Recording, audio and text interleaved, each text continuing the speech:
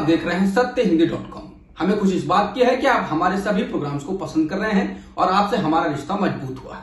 और इस रिश्ते को और मजबूत करने के लिए डिस्क्रिप्शन में दिए गए लिंक पर क्लिक करिए, जिससे हमारा रिश्ता और मजबूत होगा। आइए अब एक नजर डाल लेते हैं अब तक की सुर्खियों पर। फिल्म अभिनेता आमिर खान तुर्की के राष्ट्रपति रेसिप तैयब अर्दोगान की पत्नी एमीन अर्दोगान से मुलाकात की वजह से लोगों के निशाने पर आ गए हैं। आमिर से मुलाकात की तस्वीरें एमीन ने 15 अगस्त को ट्विटर पर शेयर की हैं। एमीन ने लिखा, इस्तांबुल में दुनिया के जाने माने actor, director, film maker Aamir Khan से मुलाकात हुई। मुझे ये जानकर खुशी हुई कि आमिर ने अपनी नई फिल्म लाल सिंह चड्ढा की शूटिंग तुर्की के अलग अलग हिस्सों में करने का फैसला किया है। इसके बाद बीजेपी नेता और दिल्ली दंगों से पहले अपने भाषण की वजह से चर्चा में रहे कपिल मिश्रा समेत वरिष्ठ बीजेपी नेता सुब्रमण्यम स्वामी ने आमिर खान को निशाने पर लिया है। कपिल मिश्रा ने उसी तस्वीर को ट्वीट कर लिखा है, इन्हें इंडिया में डर लगता है। तो वहीं सुब्रमण्यम स्वामी ने तंज करते हुए ट्वीट किया, यानी मैं सही साबित हुआ हूं, आमिर खान तो तीनों खानों में से एक हैं। भारत और नेपाल के शीर्ष राजनयिकों ने सोमवार को डिजिटल बैठक कर भारत की मदद से नेपाल में चल रही विकास संबंधी विभिन्न परियोजनाओं की प्रगति की समीक्षा की। नेपाल के प्रधानमंत्री केपी शर्मा ओली ने अपने भारतीय समकक्ष नरेंद्र मोदी को भारत के 74वें गणतंत्र दिवस की बधाई दी थी, जिसके बाद ये बैठक हुई है। सुप्रीम कोर्ट की अवमानना के मामले में दोषी प्रशांत भूषण की तरफ से पुनर्विचार याचिका दाखिल की जाएगी। प्रशांत भूषण की तरफ से उनके वकील राजीव धवन ने कहा कि 14 अगस्त को सुप्रीम कोर्ट ने प्रशांत भूषण को ट्वीट मामले में अवमानना का दोषी करार दिया है। इस मामले में रिव्यू पिटीशन दाखिल करेंगे। बता दें, इस मामले में 20 अगस्त को सजा पर बहस होगी। सुप्रीम कोर्ट ने सोमवार को वकील प्रशांत भूषण के खिलाफ 11 साल पुराने स्वतः संज्ञान अवमानना मामले में विचार करने के लिए बड़े सवाल तय किए हैं, जिसमें उन्होंने 2009 में तहलका पत्रिका को दिए एक साक्षात्कार में आरोप लगाया था कि भारत के 16 मुख्य न्यायाधीशों में से कम आधे भ्रष्ट थे। इस दौरान justice Arun Mishra, justice BR Gavai और जस्टिस कृष्ण मुरारी की पीठ ने सवाल फ्रेम किए हैं कि यदि न्यायाधीशों के भ्रष्टाचार को लेकर सार्वजनिक बयान दिए जा सकते हैं तो उन्हें किन परिस्थितियों में दिया जा सकता है। वर्तमान और सेवानिवृत्त न्यायाधीशों के संबंध में ऐसे आरोप लगाने के लिए क्या प्रक्रिया अपनाई जानी है। हाल ही में पार्टी से सस्पेंड किए गए कांग्रेस पार्टी के पूर्व प्रवक्ता संजय झा ने ट्वीट कर दावा किया है कि करीब 100 कांग्रेसी नेताओं ने कांग्रेस अध्यक्ष सोनिया गांधी को पत्र लिखकर पार्टी नेतृत्व में बदलाव और पारदर्शी चुनाव की मांग की है। हालांकि कांग्रेस ने इस दावे का खंडन किया है। पार्टी के मुख्य प्रवक्ता रणदीप सुरजेवाला ने इसको बीजेपी की फेसबुक जैसे मुद्दे से ध्यान भटकाने की एक चाल बताया है। अमेरिकी अखबार में छपी खबर में फेसबुक पर भारत में बीजेपी के नेताओं के हेट स्पीच को नजरअंदाज करने के आरोप लगने के बाद फेसबुक ने सफाई पेश की है। फेसबुक ने अपने स्पष्टीकरण में कहा है कि कंपनी अपनी पॉलिसी बिना किसी पार्टी या राजनीति देखे लागू करती है। कंपनी की एक प्रवक्ता की ओर से कहा गया, हम हेट स्पीच और हिंसा भड़काने वाले कंटेंट पर रोक लगाते हैं और हम अपनी नीतियां बिना किसी की पार्टी या फिर राजनीतिक संबंध या पोजीशन देखे लागू करते हैं।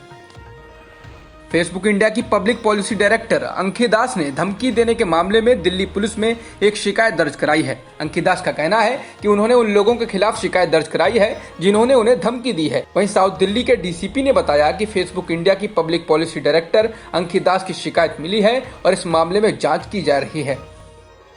उत्तर प्रदेश में दलित उत्पीड़न की एक और घटना सामने आई है। घटना गोरखपुर की है, जहां एक नाबालिग लड़की के साथ 2 लोगों ने बलात्कार किया और हैवानियत की हदें पार करते हुए उसके बदन को सिगरेट से दाग दिया। पुलिस ने इस मामले में देहरीबर गांव के रहने वाले अर्जुन और एक अज्ञात के खिलाफ केस दर्ज किया है। ये केस नाबालिग की मां की शिकायत पर दर्ज किया गया है। गोरखपुर में नाबालिग के साथ बलात्कार पर प्रियंका गांधी वाड्रा ने योगी सरकार को निशाने पर लिया है। प्रियंका ने कहा, बुलंदशहर, हापुड़, लखीमपुर खीरी और अब गोरखपुर। लगातार इस तरह की घटनाओं से ये साबित होता है कि महिलाओं को सुरक्षा देने में उत्तर प्रदेश सरकार पूरी तरह विफल रही है। अपराधियों के मन में कानून का कोई डर नहीं है। उसी का परिणाम है कि महिलाओं के खिलाफ अपराध की बीभत्स से बीभत्स घटनाएं घटती जा रही हैं। बिहार में चुनाव से पहले राजनीतिक उठापटक शुरू हो गई है। जेडीयू से बर्खास्त किए गए मंत्री श्यामक रजक आज आरजेडी में शामिल हो गए हैं। श्यामक रजक को कल ही पार्टी और मंत्रिमंडल से बाहर किया गया था। आरजेडी में शामिल होने के बाद रजक ने कहा वो जेडीयू में उपेक्षित महसूस कर रहे थे। आरजेडी में शामिल होते ही श्याम रजक ने सीएम नीतीश कुमार पर तीखा हमला बोला है। उन्होंने कहा कि जदयू में करीब 99% नेता सीएम नीतीश कुमार से नाराज हैं, लेकिन वह कोई फैसला नहीं कर पा रहे हैं। मुझे दूसरों का नहीं पता, लेकिन मैं राजद में शामिल हो रहा हूं। एक दिन पहले ही आरजेडी से निकाले गए 3 विधायकों में 2 ने आज जेडीयू का दामन थाम लिया। जिन 2 विधायकों ने जेडीयू का दामन थामा उनमें प्रेमा चौधरी, महेश्वर यादव शामिल हैं। दिल्ली में होने की वजह से फराज फातमी आज जेडीयू में शामिल नहीं हो पाए। वहीं आरजेडी को एक और झटका लगा है। सासाराम से आरजेडी के विधायक अशोक कुमार भी नीतीश कुमार की पार्टी में शामिल हो गए। कर्नाटक के सीएम बीएस येदियुरप्पा ने कहा कि बेंगलुरु हिंसा मामले में जांच के लिए विशेष जांच दल का गठन कर दिया गया है। उन्होंने बताया डीजे होली और केजी हल्ली हिंसक घटनाओं में दोषियों के खिलाफ गैर कानूनी गतिविधि निरोधक अधिनियम समेत तमाम कदम उठाए गए हैं। इसके साथ ही उन्होंने कहा कि निजी और सार्वजनिक संपत्ति के नुकसान की भरपाई दोषियों से ही की जाएगी।